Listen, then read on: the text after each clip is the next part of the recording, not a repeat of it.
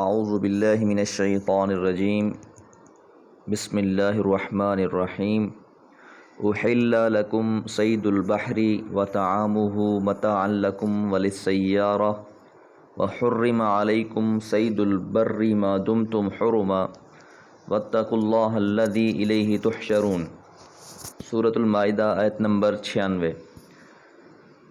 آیت نمبر 95 میں ہم نے یہ بات جانی تھی کہ جو شخص احرام باندھ لے تو احرام باندھنے کے بعد اس کے لیے جائز نہیں ہے کہ وہ شکار کر سکے۔ اب اس آیت مبارکہ میں یہ تخصیص بیان کی جا رہی ہے کہ کس شکار کی ممانعت ہے اور کس کی اجازت ہے۔ تو اس لیے اللہ تعالیٰ نے فرمایا اوحل، حلال کر دیا گیا ہے، لکم تمہارے لیے، صید البحری، صید کہتے ہیں شکار کو، صید البحری سمندر کا شکار۔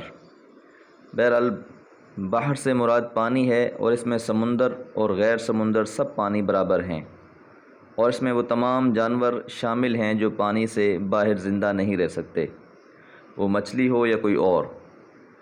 زندہ بھی پکڑے جائیں تو ذبح کرنے کی ضرورت پیش نہیں آتی۔ قرآن و حدیث میں پانی کے شکار کو حلال قرار دیا گیا ہے۔ اللہ تعالیٰ کی اس میں بہت سی حکمتیں ہیں کہ لوگ سمندر کے ذریعے سفر کیا کرتے تھے، اور اس سفر میں کئی دن لگ جایا کرتے تھے۔ جس طرح لوگ پاکستان سے بھی جب حج پہ جایا کرتے تھے تو 14 دن کراچی سے سعودی عرب تک لگ جایا کرتے تھے۔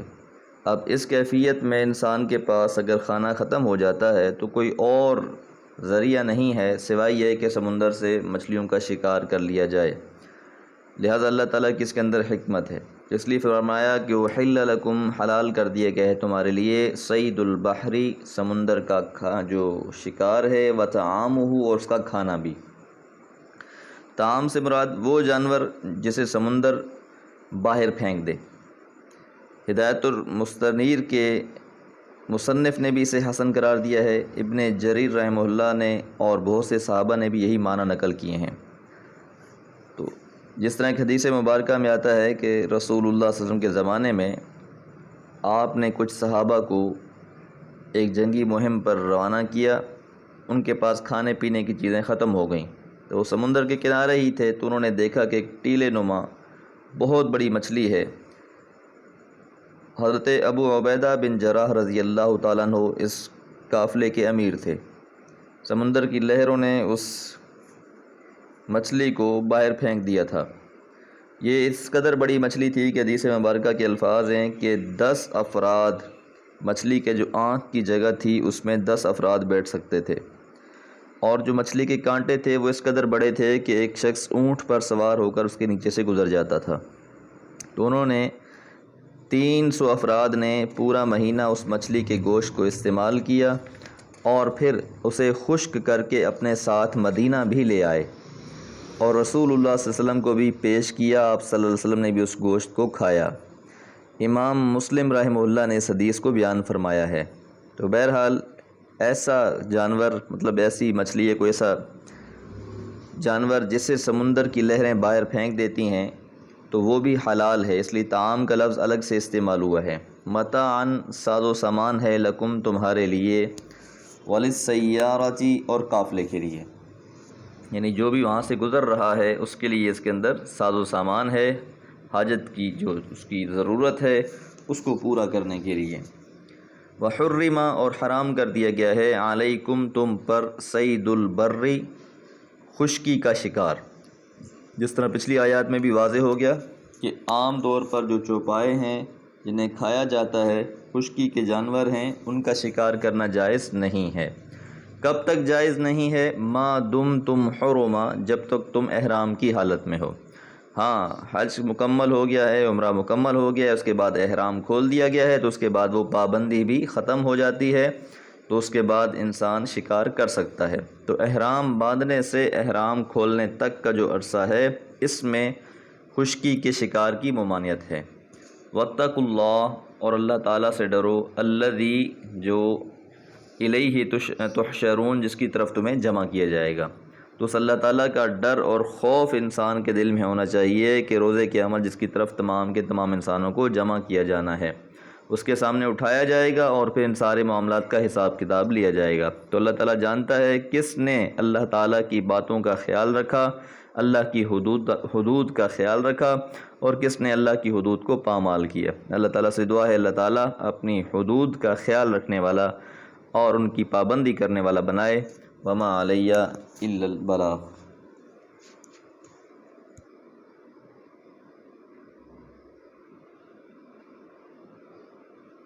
اعوذ باللہ من الشیطان الرجیم، بسم اللہ الرحمن الرحیم۔ جعل اللہ الکعبۃ البیت الحرام قیاما للناس والشہر الحرام والہدی والقلائد ذلك لتعلموا ان اللہ یعلم ما فی السماوات وما فی الارض وان اللہ بکل شیء علیم۔ اعلموا ان اللہ شدید العقاب وان اللہ غفور الرحیم۔ سورۃ المائدہ آیات 97 اور 98۔ جعل اللہ الکعبۃ البیت الحرام، جعل بنا دیا، اللہ تعالیٰ نے، الکعبۃ کعبہ کو، البیت الحرام حرمت والا گھر۔ پچھلی آیات میں اللہ تعالیٰ نے احرام باندھے ہوئے شخص کے بارے میں کہ اس نے کوئی شکار نہیں کرنا، اور اگر اس نے کوئی شکار کیا تو اسے اس کا فدیہ عطا کرنا ہوگا۔ اب یہاں یہ بات بیان کی جا رہی ہے کہ اللہ تعالیٰ نے بیت اللہ کو قیام للناس، لوگوں کے ٹھہرنے کے لیے جگہ بنا دیا ہے اور امن کی جگہ بنا دیا ہے۔ بیت اللہ کی حدود میں کسی بھی جانور کو، چاہے وہ وحشی کیوں نہ ہو، اسے قتل نہیں کیا جا سکتا۔ اسی طرح مکہ کی جو بھی آبادی تھی ان کا دار و مدار بیت اللہ پر ہی تھا کہ لوگ حج کے لیے، عمرے کے لیے دور دراز کے علاقوں سے آیا کرتے تھے، اپنے ساتھ سامان تجارت لے آیا کرتے تھے، حج کیا، سامان بیچا، یہاں سے کچھ اور خریدا اور چل دیے۔ تو بیت اللہ ایک بہت بڑی وجہ تھی اہل مکہ کے لیے بھی ان کی معاشی ضروریات پوری کرنے کے لیے، اور ساتھ ساتھ زمانہ جاہلیت میں بھی لوگ بیت اللہ کے حرمت کا خیال رکھا کرتے تھے، یہاں تک کہ اگر کوئی شخص اپنے باپ یا بیٹے کے قاتل تک کو وہاں دیکھ لیتا تو بیت اللہ کی حدود میں کچھ نہ کہتا تھا۔ تو عبادت اور ثواب کے اعتبار سے بھی یہ بہترین جگہ ہے، اور باقی معاملات کے لحاظ سے بھی کہ اللہ تعالیٰ نے اس کو بہت خیر کا باعث بنایا ہے۔ والشہر الحرام، اور حرمت والے مہینے، اور حرمت والے مہینے 4 ہیں، ذوالقعدہ، ذوالحجہ، محرم اور رجب۔ ان 4 مہینوں میں لوگ امن سے سفر اور تجارت کرتے اور سال بھر کی ضروریات جمع کر لیتے تھے۔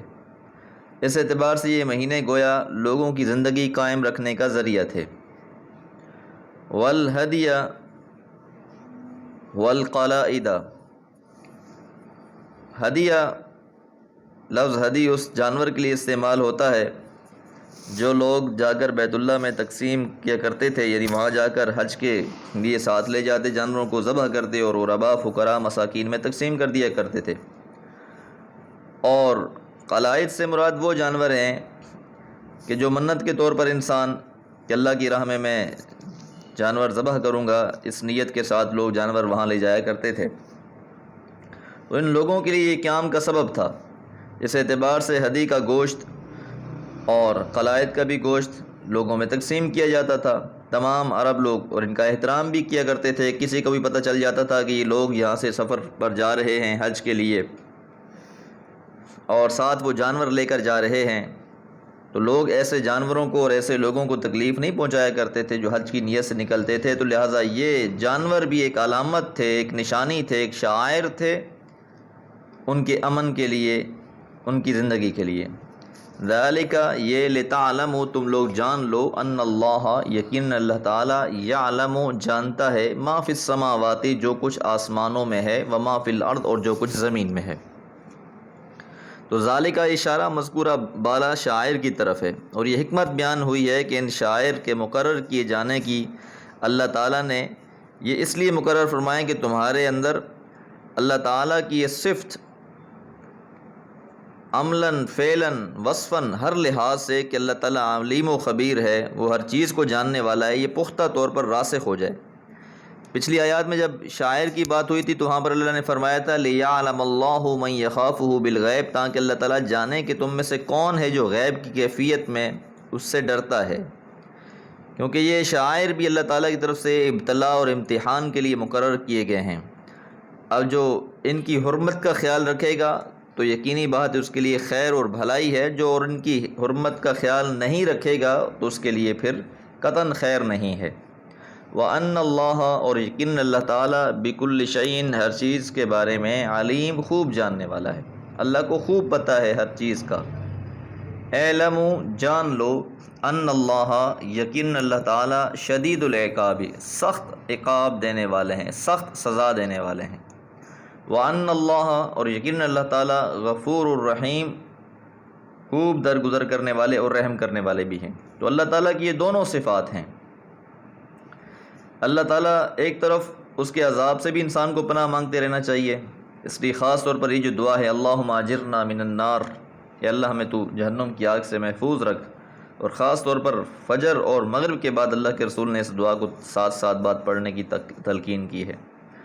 اور پھر اللہ تعالیٰ سے رحمت اور بخشش کا سوال بھی، اس کی جنتوں کا سوال، اللہم انا نسألک جنت الفردوس، اسے بھی فجر اور مغرب کے بعد ساتھ ساتھ بار پڑھنا چاہیے، اور دوسری طرف اس کی رحمت کی امید بھی ہو۔ تو یہی اصل زندگی ہے کہ خوف اور رجا، کہ اللہ کا خوف بھی انسان کے دل میں ہو اور اللہ کی ذات سے امید بھی انسان کو ہو، کہ جتنے خوف ہیں، ایمان کہتے ہی اس کو ہیں وَدْعُوهُ خَوْفًا وَطَمَعًا، جس طرح سورہ اعراف میں ہے کہ تم اسے پکارو خوف کی کیفیت میں اور طمع کی صورت میں، کہ خوف بھی اسی کا ہے، ڈر بھی اسی کا ہے ہر حال میں، اور امید اور رجائیت بھی جو ہے وہ اللہ تعالیٰ کی ذات سے ہی ہے۔ حضرت ابو ہریرہ رضی اللہ تعالیٰ عنہ فرماتے ہیں کہ رسول اللہ صلی اللہ علیہ وسلم نے فرمایا، اگر مومن کو اللہ تعالیٰ کی تیار کردہ سزا یعنی عذاب کا علم ہو جائے تو کوئی جنت کی طمع نہ کرے، اور اگر کافر کو اللہ تعالیٰ کی رحمت کی وسعت کا علم ہو جائے تو کوئی ان کی جنت سے مایوس نہ ہو۔ امام مسلم رحمہ اللہ نے اس حدیث کو بیان فرمایا ہے۔ تو بہرحال ایمان اسی کو کہا جاتا ہے کہ ایمان خوف اور رجا کا نام ہے، کہ انسان کے دل میں اللہ کا ڈر بھی ہونا چاہیے اور ساتھ ساتھ اللہ کی ذات سے بہت زیادہ امید بھی ہونا چاہیے۔ اللہ تعالیٰ سے دعا ہے اللہ تعالیٰ ہمیں بھی خالص ایمان نصیب فرمائے۔ وما علیہ الا البلاغ۔